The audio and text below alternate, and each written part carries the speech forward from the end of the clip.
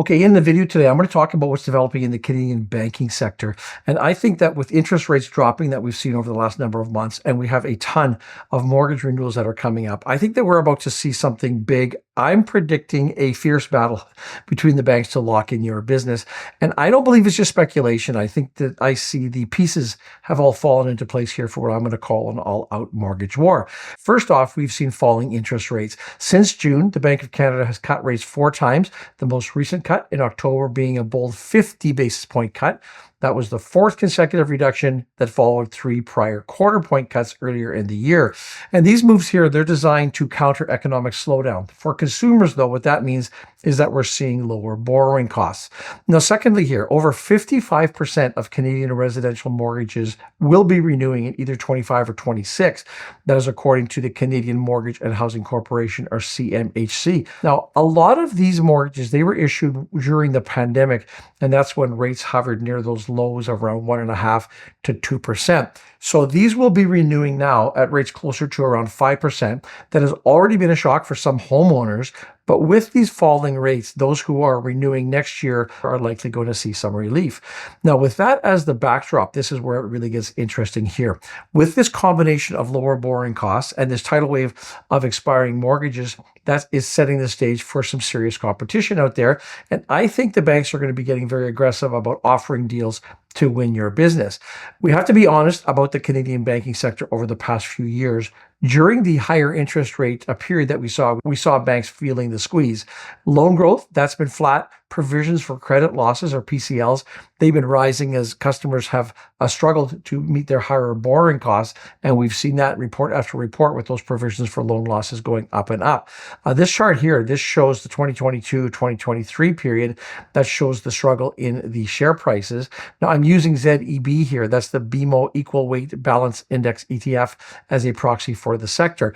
Now, if banks want to keep their bottom line strong, and I know they're going to want to do that, they're going to need new customers, or at a bare minimum here, they want to keep the ones that they already have. And let me tell you, if there's one thing that the banks hate, it's losing market share. Now, analysts are expecting that 2024 will close on a relatively muted note here for the banks.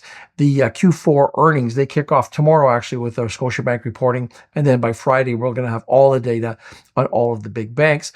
As I mentioned, loan loss provisions, they've been a major drag on earnings. Q4 results are likely at this point are unlikely, I guess I would say, to impress us. But remember, the focus isn't on what has happened, it's what is coming next. And when we see these lower borrowing costs, that could really reignite some demand for a few things. Talking about mortgages, obviously falling rates will help more people either refinance or enter the housing market in the first place. If we look at consumer loans, we look at things like car loans, we look at credit cards, lower rates will make borrowing more appealing there. And third on this list is business lending. And small businesses, they've been holding back. They might finally start borrowing again with a little more earnesty if the rates are staying down. Now, we're already seeing some movement in the banking space. When we look at the Canadian banks a year to date, we can see the sector is up around 25%. That's actually outperforming the broader S&P 500 TSX Composite Index that has returned 22%. Here is my take. If you have a mortgage renewal that's coming up, this is a moment for you here. The banks will be hungry for your business, and they know that you are somewhat in the driver's seat here. So don't just settle for whatever rate they're initially going to offer. They're going to have them up on their website, but you push them for a better rate. You negotiate. You should shop around. And here's why I think that you should dig in. The CMHC, they found that borrowers who renegotiated their terms after shopping around saved on average 0.3% on their renewal rates. So if you're looking at a $400,000 mortgage, not that crazy, at least here on the West Coast and in some of the larger metropolitan areas, that's a saving of around $1,200 annually, so it's probably worth the effort. The same goes for anyone who's looking to take out a new loan, especially for larger ticket items. Again, with the competition heating up, banks are going to have to get creative to win you over. So on that note, keep an eye out for incentives. So that could be cashback offers. It could be lower fees. Or even more flexible repayment terms. I think that we're going to see more of those coming down the pipe here. Also, I think that this mortgage war is just the beginning. The big question, I guess, is how far will the banks be willing to go? Are they going to undercut each other to the point where their margins take a hit? or probably they're going to be depending more on creative marketing, some loyalty incentives to keep customers locked in. Personally, I think that we're going to see a mix of both of those. If you are up for a renewal soon, do you plan to renegotiate a better deal? Let me know what your thoughts are in the comments. I would like to hear your take on this. When it comes to your money, you want solutions to make more sense for you. So whether that is diversifying your portfolio, whether it's accessing fixed income strategies, or ensuring that your investments reflect your values, think about where you are right now. Maybe you're building wealth. Maybe you're saving for something special or just planning for retirement. BMO ETFs and mutual funds, they are designed to support your journey no matter what stage you're in.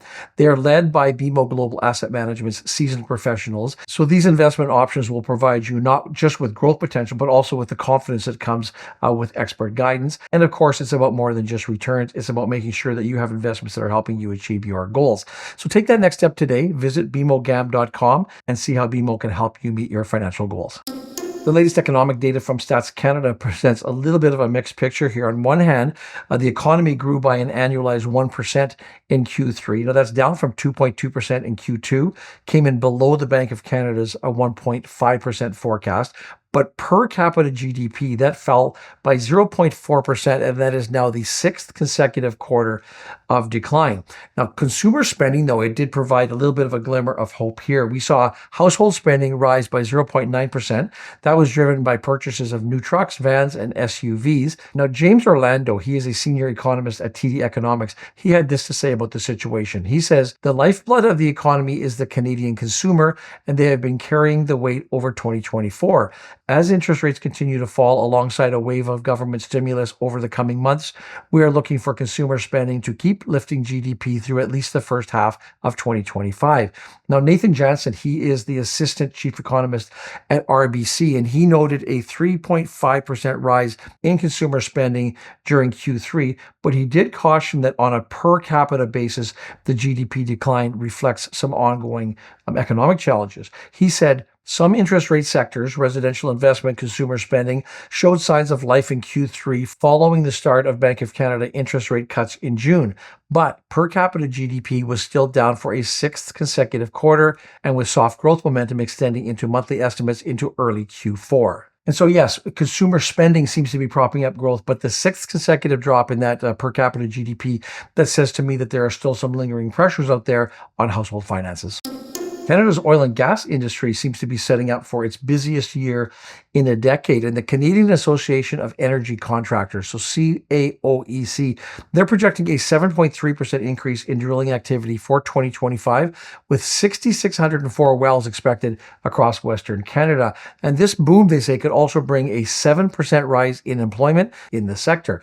Now, Association President Mark Schultz, he spoke about the important role that the industry plays for communities, and he says, "They represent mortgage-paying, blue-collar jobs for Canadians that will help build strong communities." However, in the midst of all this good news here, the optimism is tempered by these political trade tensions.